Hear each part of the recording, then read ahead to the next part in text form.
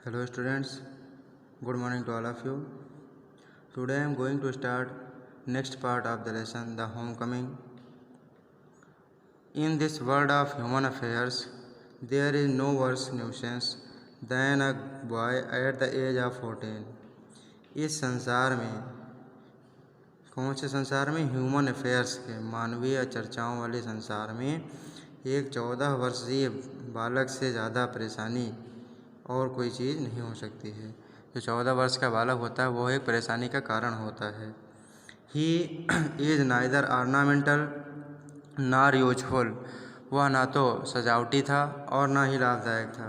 It is impossible to shower affection on him as an little boy, और एक छोटे बच्चे की तरह उस पर अपना प्रेम उड़ेलना या लगाव दिखा पाना मुश्किल था। And he is always getting in the way, और वह हमेशा लोग रास्ते में आ जाता था, बीच घर पे है कोई आदमी तो बार बार टकरा जाता था। If he talks with a childish Lisp he is called a baby, if he answers in a grown up way he is called impertinent. यदि वह बच्चों की तरह बात करता है तो उसे बच्चा कहा जाता है, थोड़ा बढ़ के बात करता है तो उसे ढीठ कहा जाता है। कुल मिला के छोटे जो वयस्क बच्चे हैं जिनको हम टीनेजर कहते हैं, वो एक परेशानी का सबब होते हैं। वो अगर छोटे बच्चों की तरह बात करते हैं तब भी घर वाले डांटते हैं। तो कुछ ऐसी चीज़ें उसके साथ घट रही थी। वास्तव में any talk at all from him is resented, कोई भी बात उसके द्वारा जो की जाती थी उसको तिरस्कृत कर दिया जाता था। Then he is at the unattractive growing age, क्योंकि वह एक ऐसी उम्र में था जो कि एक अनाकर्षक और बढ़ती हुई उम्र थी। He grows out of his clothes with indecent haste, वह अपने कपड़ों से ज़्यादा तेज़ बढ़ता जा रहा था। हिज वॉइस ग्रोज हॉर्स, उसकी आवाज़ भद्दी होती जा रही थी। एंड ब्रेक्स एंड क्वेयर्स, टूट जाती थी, और क्वेयर्स बीच बीच में विराम थे उसमें। His face grows suddenly angular and unsightly, उसका चेहरा अचानक कोनेदार और अनसाइटली भद्दा दिखने लगा। It is easy to excuse the shortcomings of early childhood, शरारतों को उसकी मना करना या क्षमा करना बहुत ज़्यादा आसान था।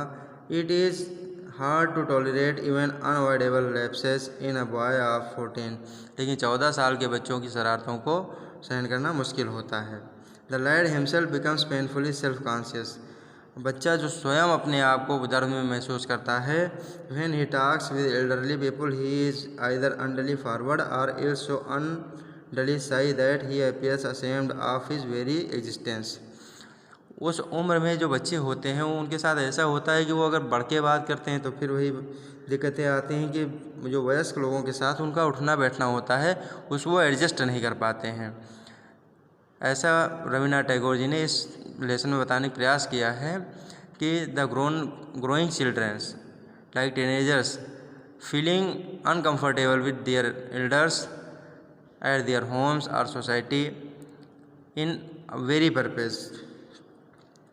Next, yet it is at this very age when in his heart offers a young lad most craves for recognition and love, और इस उम्र में एक हृदय के अंदर जो हृदय थे वो बच्चा जो था, प्यारा बच्चा, वह मान्यता और प्रेम की केवल डिमांड कर रहा था। And he becomes the devoted slave of anyone who shows him consideration, और वह बच्चा पूरा भक्त बन जाता है। तब so the boy which get love from any other he seems that he is the main person for him, but none dares openly love him, लेकिन वे खुल के प्रेम करने का साहस कोई नहीं कर पाता है। For that would be regarded as undue indulgence, क्योंकि अगर ऐसा होता है तो उसको लोग अनर्थक शब्दों में या अनर्थक भावनाओं में उसको ले लेंगे। And therefore bad for the boy, और इसीलिए बच्चों के लिए बुरा होता है। So what with scolding and chiding he becomes very much like a stray dog that has lost his master, और ज़्यादा फटकार लगाने से, डांटने से, धुतकारने से क्या होता है, जो ऐसे बच्चे होते हैं वो क्या बन जाते हैं, एक ऐसे कुत्ते की तरह बन जाते हैं जिसका कोई मालिक ना हो, गलियों में घूमने वाले। For a boy of 14 his own home is the only paradise. 14 साल के बच्चे के लिए उसका अपना घर ही स्वर्ग होता है। To live in a strange house with strange people is little sort of torture. अजनबी लोगों के साथ अजनबी घर में रहना उसके लिए एक शोषण की तरह होता है। While the height of bliss is to receive the kind looks of women and never to be slighted by them। और जो उसके लिए सबसे बड़ा वरदान होना चाहिए था या अच्छी बात होनी चाहिए थी वो क्या थी? उस स्त्री का अच्छा तरह से देखना और अच्छी तरह से उसकी केयर करना। It was anguish to Fatick to be the unwelcome guest in his aunt's house। और यह एक चिंता की बात थी फटिक के लिए कि वह अपने आंटी के घर में एक ना चाहे गए ऐसा बच्चा जिसको कि वो पसंद नहीं करती थी, ऐसा बच्चा था। Women and slighted on every occasion. और इसलिए वह हमेशा हर बात पर डांटा जाता था। If she asked him to do anything for her. यदि वह अपने लिए उसे कुछ करने के लिए कहती, he would be so overjoyed that he would over do it. तो वह इतना खुश हो जाता था कि वो उस काम को और ज़्यादा अच्छे से करने की कोशिश करता था ताकि वह एडमायर किया जाए, प्रेज किया जाए उनके द्वारा। For only praise he worked a lot या wanted to work a lot for his aunt so that he can praise him and keep him in their homes like his own child. He wanted to go out into the open country and fill his lungs and breathe freely। वह चाहता था कि खुले क्षेत्र में जाकर अपने फेफड़ों को मुक्त हवा से जाकर भरे। But there was no open country to go to. लेकिन वहाँ पर कोई ऐसी खुली जगह नहीं थी जहाँ पर वह जा सकता। Surrounded on all sides by Calcutta houses and walls.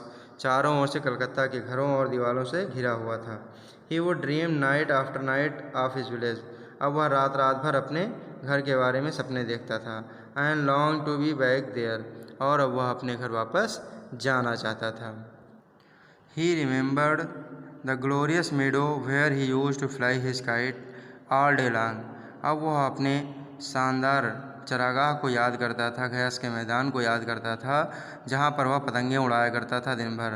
The broad river bank where he would wander about the livelong day singing and shouting for Joy.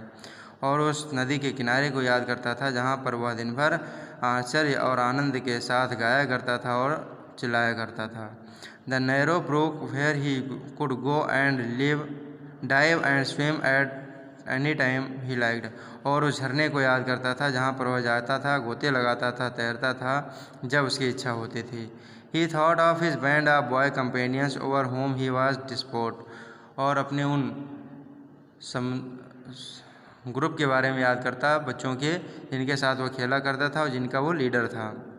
And above all, इन सबसे अलग, the memory of the tyrant mother of his who had such a prejudice against him occupied him day and night. और उसकी माँ की स्मृतियाँ जिनके मन में उनके लिए भय था, उनको भी वह याद किया करता था। Above all, the memory of the tyrant mother of his who had such a prejudice against him occupied him day and night. A kind of physical love like that of animals।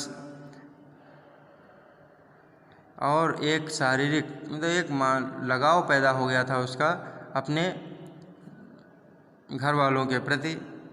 A longing to be in the presence of the one who is loved। ऐसा तब होता है जब हम किसी अपने से दूर हो जाते हैं, तब हमें उसकी अहमियत का पता चलता है और फिर हमें लगता है कि हाँ वो हमें कितना ज़रूरी है। An inexpressible wistfulness during absence. और अनुपस्थिति के दौरान हमें उसकी सबसे ज़्यादा ज़रूरत महसूस होती है। A silent cry of the inmost heart for the mother like the lowing of calf in the twilight. और जैसे चंद्रमा के प्रकाश में, तारों के प्रकाश में बछड़ा अपनी माँ के लिए चिल्लाता है, उसी प्रकार वह फटिक अपने हृदय से रो रहा था अपनी माँ के लिए। This love, which was almost an animal instinct, agitated the shy, nervous, lean, uncouth and ugly boy।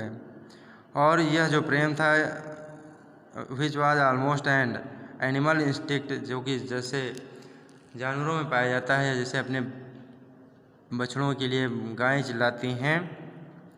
एगिटेटेड the शाई, नर्वस, लीन, अनकाउथ एंड अगली boy.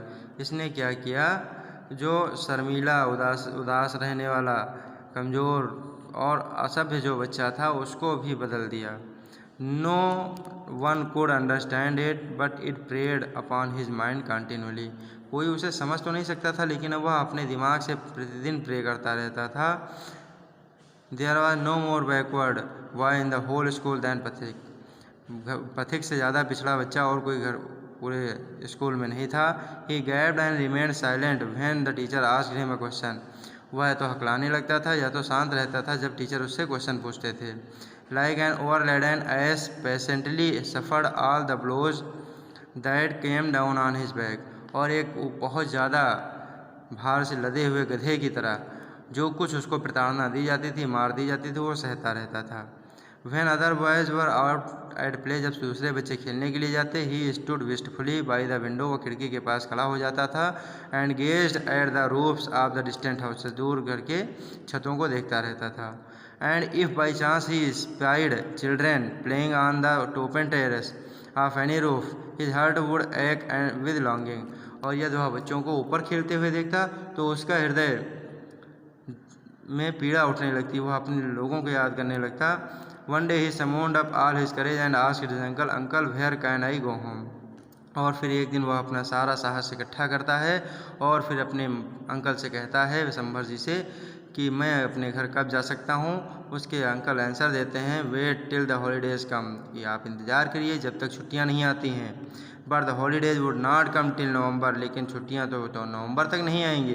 And there was a long time to still to wait, और फिर यहाँ पर रुकने के लिए और इंतज़ार करने के लिए एक लंबा समय बाकी है। Okay students, here you can see that what type of love is produced after the longing with his mother in the heart of Phatik. Now Phatik has changed himself, and now he loves his mother and his brother, and he is also searching for his friends. So at this we can see the physical attraction, a type of love which is not seen in the story, but we found that when Phatik became far away from his mother, he wanted to meet her and to see at any cost. Okay students, so start reading. Next part we will read in next video. Thank you.